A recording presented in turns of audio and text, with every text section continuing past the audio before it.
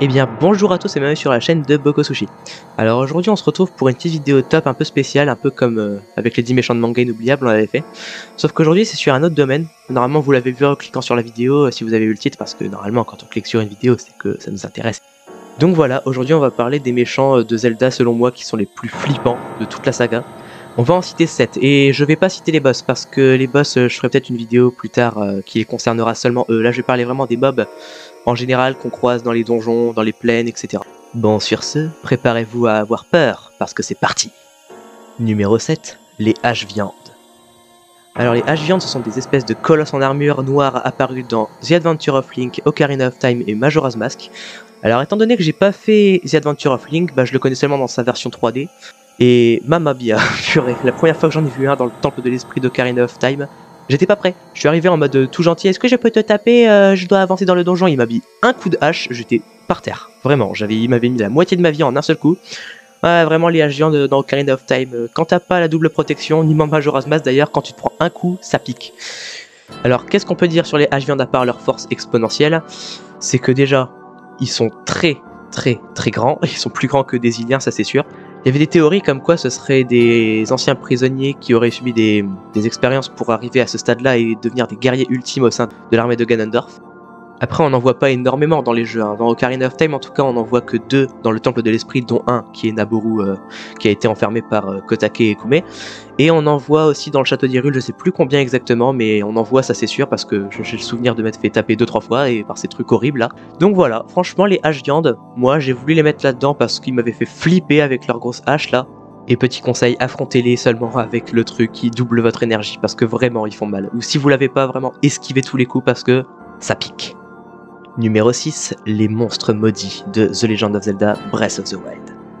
Du coup, les monstres maudits, on en voit principalement dans les créatures divines et dans le château d'Hyrule, sous la forme d'œil, qu'on peut tirer une flèche dedans pour les crever pour que ça libère le passage. En général, ouais, bonne ambiance, on crève des yeux, c'est vraiment la bonne ambiance, voilà. Sauf que quand vous croyez que c'était fini et que vous étiez déjà traumatisé par les yeux qui font des bruits bizarres avec une musique de combat stressante, en fait c'est pas fini, puisque en fait les yeux sont souvent reliés dans les créatures divines et dans le château d'Hyrule, encore une fois, à des grosses bouches dans le mur avec des dents bien bizarres qui te balancent tout simplement des crânes volants de monstres genre des bokoblins, des moblins et des lézalfos. C'est des crânes de squelettes qui te foncent dessus en volant en mode je vais te manger, ils font en mode comme ça. Et vraiment, mon imitation est incroyable. Et vraiment, ils font flipper parce que du coup t'es en mode ah ils sont où et tout, genre tu te retournes, ils ont pas de vie. En fait, pour faire disparaître la bouche, t'es obligé de trouver l'œil, du coup lui tirer une flèche, et quand tu trouves pas l'œil, t'es obligé de faire le tour ou de t'enfuir parce que du coup ça revient à l'infini. Et ceux-là, ils m'ont vraiment saoulé dans les créatures divines, donc voilà. Numéro 5, les clapoirs et les grosses baffes. Oui, je sais, leur nom paraît un peu ridicule, mais ils sont vraiment flippants. En gros, ils apparaissent un peu dans beaucoup de jeux de la saga, sauf que moi, je les connais surtout de The Legend of Zelda 1, Ocarina of Time et Majora's Mask, donc je vais parler seulement de ces formes-là. Alors, les clapoirs, c'est quoi? Alors, en gros, t'es dans un donjon, genre principalement dans le temple de la forêt dans Ocarina of Time ou le temple de l'ombre. Tu te balades, tranquille, t'arrives dans une pièce et tout, et là tu commences à entendre un son un peu bizarre. Tu vois, autour de Link, tu vois un peu une ombre qui devient de plus en plus noire, en forme de main, et hop, tu vois une main qui arrive du ciel, qui te prend Link, et hop, ça t'affiche des dégâts et ça te renvoie au début du donjon.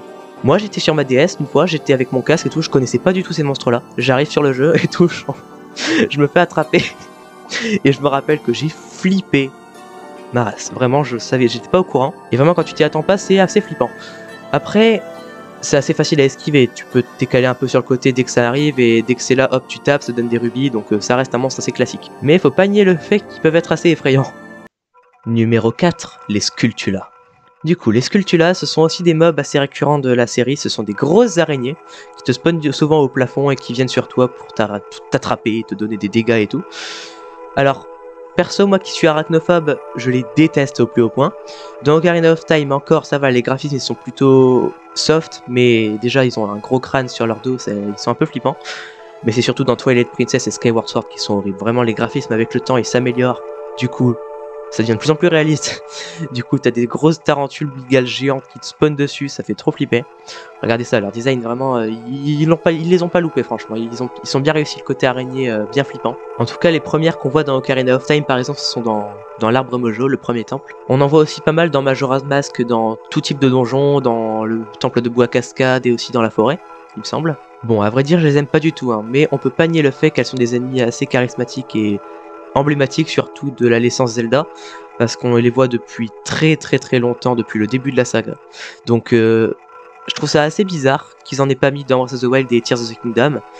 Après, c'est peut-être parce que elles sont tellement réalistes et flippantes avec le nouveau graphisme qu'elles seraient peut-être un petit peu trop effrayantes pour certaines personnes, y compris moi et certains arachnophobes. Ils se sont dit, je pense, que les gens préféraient qu'elles soient pas là étant donné les graphismes qui évoluent avec le temps. Je pense que c'est une des raisons. Parce que dans les souterrains, quoi, vous imaginez, il doit y avoir plein d'araignées là-dedans, donc ils auraient pu en mettre, sauf qu'ils en ont pas mis, je sais pas pourquoi. Numéro 3, les mains de miasme de The Legend of Zelda Tears of the Kingdom. Alors personnellement, moi, les premières mains de miasme que j'ai vues, c'était dans une grotte près du village Piaf, je crois. Alors en gros, je vous explique le contexte. J'arrive, je vois un sanctuaire. Donc je me dis, ok, je vais aller le prendre.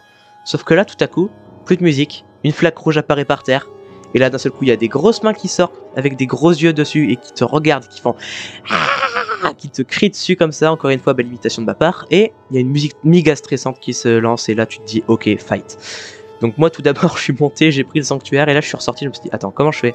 J'ai sorti mes flèches, mon arc, j'ai mis une bombe dessus à chaque fois et j'ai tiré 5 flèches bombes pour les tuer toutes les 5 en même temps, je me suis pas embêté vraiment. Et tout à coup, quand tu crois que c'est fini, parce que déjà elles sont flippantes, hein, quand elles t'attrapent elles te retirent tous tes cœurs avec du miasme etc. Et après quand tu les as battus, là il y a une barre de vie qui apparaît en haut et tu vas marquer fantôme de Ganon. Et ouais, c'était qu'en fait une phase alternative et quand tu bats les mains de miasme qui sont un peu le premier mob de cette phase, t'arrives sur le vrai mob, et là c'est le fantôme de Ganon, c'est un mini-boss un peu comme les Linel, les Moldarkor, etc. Sauf que lui, il est vraiment fort, vraiment quand t'arrives, ses attaques elles sont un petit peu imprécises, déjà il est flippant, il est trop stylé, il peut te tirer dessus à l'arc, il peut te combattre avec son sabre, et il peut aussi se téléporter à côté de toi. Donc vraiment, faut rester vigilant, faut mieux avoir un petit peu de cœur, quelques plats pour soigner au cas où.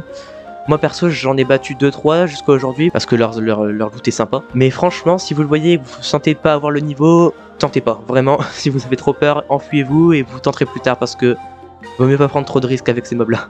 Numéro 2, les effrois et les Gibdo. Alors tout d'abord ça surprendra peut-être certains que j'ai mis les Gibdo et les effrois au même endroit.